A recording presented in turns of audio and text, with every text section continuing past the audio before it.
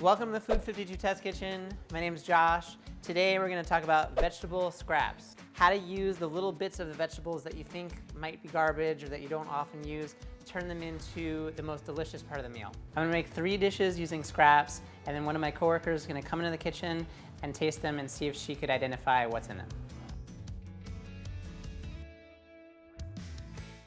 Typical vegetable stock is always going to have onion, celery, and carrot. But in with our scraps, we're going to add the tougher outer green part of the leek, which you can't really use otherwise.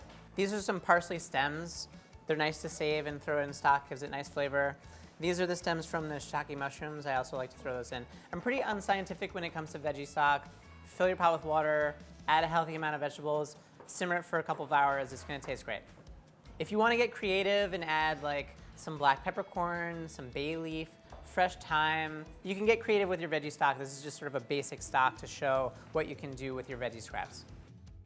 One thing to avoid, anything that's too delicate, like parsley leaves, any leaf that's soft, basically, you don't want to add to your veggie stock because it'll sort of disintegrate and it'll turn the whole thing muddy. You want bigger chunks of vegetables and heartier things. After 2-3 hours, I'll strain this and I'll store it in the fridge. Sometimes I'll even make stock and I'll freeze it, and then I can defrost it as I need it. Next, I'm going to show one of my favorite techniques for using up sort of old, wilty, fresh herbs from your herb drawer. The idea is you take any soft green herbs, you blanch them in boiling water, you shock it in an ice bath. That keeps the color nice and vibrant and green. And then you wring out the excess water and you blend it in a high-powered blender with a neutral oil. As I lift the lid here, I'm expecting to see some steam. Yeah. That's the friction from letting the blender run for a couple minutes generates heat. And that heat is really important.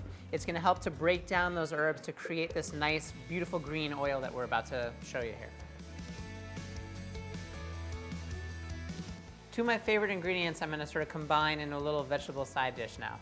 These are broccoli stems. A lot of times they get thrown away. These are cilantro stems. A lot of times they get thrown away. When it comes to broccoli stems, you're going to want to slice off and discard the very bottom part because that's sort of dried out. The outside of that ring is too fibrous to eat, and the inside of that ring is the tender, delicious part. So as long as you trim around the outside and get rid of this fibrous outer layer, it'll be great. You can use a vegetable peeler or a paring knife or even a chef's knife just to pare that down and trim it off. You can see there's like no fibrous outside, it's just the tender sort of heart of the broccoli. Some people say this has even more flavor than the floret. If you're roasting a whole chicken in the oven, it's nice to throw a bunch of broccoli stems like this in with the chicken and they sort of cook that way. Or today I'm going to slice it into medallions and saute it on the stovetop. Cilantro stems have such a wonderful flavor. I like to saute them early with olive oil as like a flavor base for whatever vegetable I'm about to cook. In this case, the idea is it's going to be minced garlic, the finely sliced cilantro stems, some hot red chili in olive oil, and I'm going to let that go. Then I'm going to add the broccoli stems and finish it with some lime and some salt.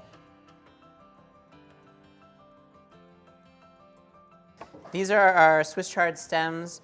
We remove the leaves and we're going to save those for a different project.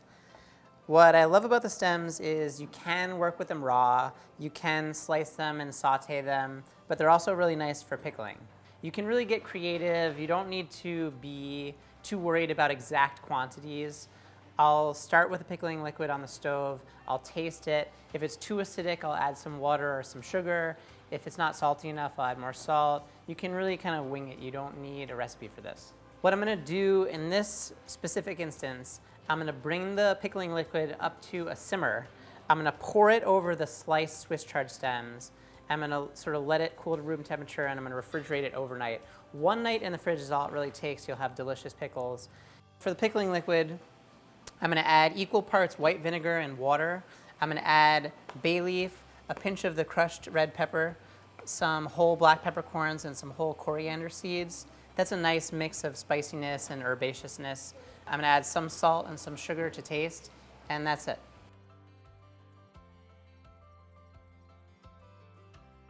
Fennel, most people use the bulb. Some people throw away the fronds.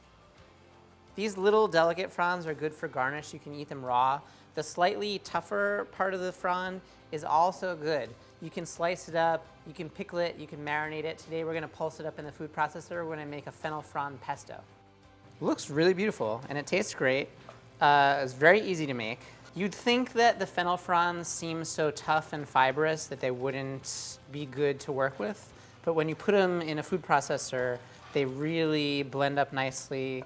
The texture is smooth and it has that distinct fennel flavor. We didn't really use a recipe here. We sort of eyeballed it with fennel fronds, olive oil, there was garlic, lemon, and Parmesan cheese, and pistachio nuts for texture. I'm gonna garnish the pasta with some pickled Swiss chard stems. This is the herb oil that we made earlier. It's all the way strained. It's really nice. These are the radish tops, now that they've been cleaned. They look beautiful. Something about like when they're a little bit sandy or dirty and attached to the radishes and you think like, oh, like that's so much work, I don't wanna deal with that.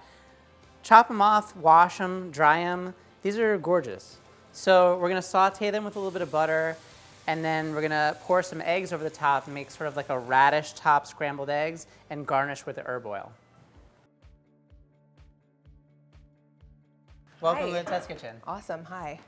So today we had a bunch of different vegetable scraps, the sort of pieces that often get overlooked or even thrown away, and we turned them into some nice little snacks for us to taste. I guess the challenge is gonna be tasting through and seeing if you could identify which parts of the vegetable I used, and then give your impression what you think.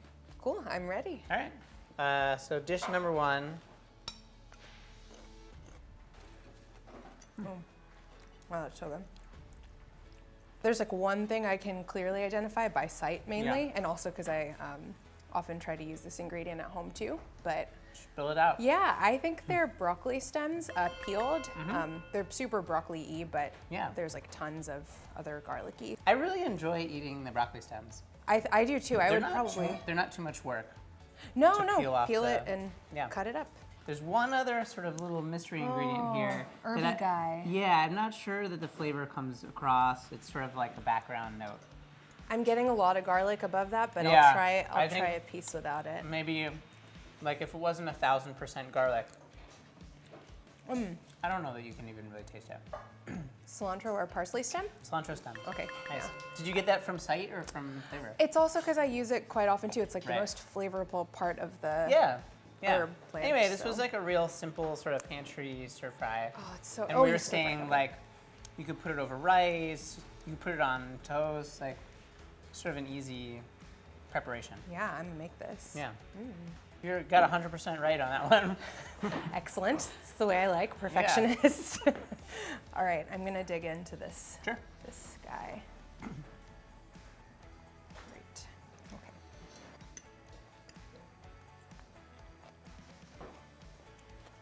Okay. This might be tricky. I was gonna say I have no idea. Because it could be any green, basically. There's nothing so distinct about it. I mean, it's like a little bitter, so. That's true. I don't know. Are they like turnip or radish greens? It's a great guess. They're radish. Okay. Greens. Yeah, they're much more bitter. They look like spinach, but. Right. I guess spinach is a little bit sweeter. I like the bitter flavor on these radish tops. I know there's like iron in those types of greens. I can like feel the strength. Popeye strength. Yeah, in the radish tops. He had it wrong the whole time. I think it's good with a like sweet egg as well. I like it. Yeah. There's one other element, sort of like a garnish, and we made that like really green kind of emerald herb oil. That's it's nice beautiful. to sort of drizzle on top of things. You don't have to strain it or anything? Yeah, we strained it. Okay. I've used this in a vinaigrette before, and that's nice. Yeah. You can even make an aioli where instead of whisking like regular canola oil in with the egg, you whisk in the herb oil and you get this like a green aioli. This is fun to work with. Can you do it with all kinds of herb stems? Yeah, any soft herbs basically that you have left over in your fridge. So good. Yeah. So move on to the final one. Yeah. Oh, this one looks so good and interesting. I really like visually the texture of the sauce here. Yeah. It's Came out looking really nice. Like speckled almost. It's so nice. Well, I smell kind of like oniony, lemony. The flavor here is subtle, I think. Yeah, I'm having a hard time with this one. It can taste like the kind of vegetal, grassy at the end, but it's just hard to put my finger on. Should I say? Yeah. Fennel fronds Wow. to make a pesto. It's mild. The anise flavor of the fennel is not like overwhelming in that. But it's one of those things, now that you said it, Yeah. I can't untaste it. Okay. It just feels really like Yeah. anisey, fennel-y. It also has a little bit of sweetness to it, which is cool. Do you have a guess on what the garnish is here? I'm gonna taste a little bit more of it because Sure. I can't figure it out. I mean, it looks like celery or like rhubarb, but oh, is it like pieces of fennel or like the? Okay, I have no idea. Is Well, it like acidic or spicy? Well, it's super acidic. I mean, I can tell it's like pickled, Right, which right. is great, and I can taste like a lot of peppercorns. I like the idea of little bits of pickle mixed in with your savory pasta. I know it's not traditional, but like texturally and that little bit of acid, and it's a little spicy too. There's chili flakes in with those pickles. Should I say what they are? Yeah, tell me. Those are Swiss chard stems. Swiss chard stems. Okay, wow. I would have never. They took on a Ever pretty guessed. amazing color. Yeah. What did you pickle This them with? originally a mixture of white vinegar, water, sugar, salt, and some different spices, basically. Okay. Pretty standard pickle. Yeah. Very That's nice. so cool. I would have never thought to pickle that before. Those Oh. stems just go in the They're compost great. for me. Oh, Yeah. Well, that's good. Pretty much everything so far, you're like, I know what that is. I cook with that. I know what that is. I cook with that. So I'm glad we could find one thing that's sort of like a new. Oh, I'm New gonna thing do for that. Yeah, that's amazing. Cool. Yeah. Pickled Swiss chard stems. Great. Do you have any other? Do you have vegetable scraps that you like to cook with at home? Yeah. Usually I'll save the leek tops because they are just. I mean, so much of them go to waste. Yeah. We And have a little veg stock going with. The yeah, leek I'll tops make. with it. But you can actually make like a cacio e pepe with the like stems. You just cook them really, really well. Wow. And they and- get tender over time. That's cool. And then impart that really oniony, kind of mild leek flavor, which is great. Nice. We saw a lot of different techniques today, and to be honest, this is just like the tip of the iceberg in terms of what you can do with your vegetable scraps. I made a few dishes that I wanted to make that are fun to make, that taste good for me, but I'm sure in your pantry, at your house, using your leftover scraps, there's like 100 different dishes that you can make using some of the same techniques I showed you today. If you have good ideas about how you use your vegetable scraps, I want to hear about it. Leave it in a comment. And if you like what you saw today, like, subscribe, and I'll see you next time.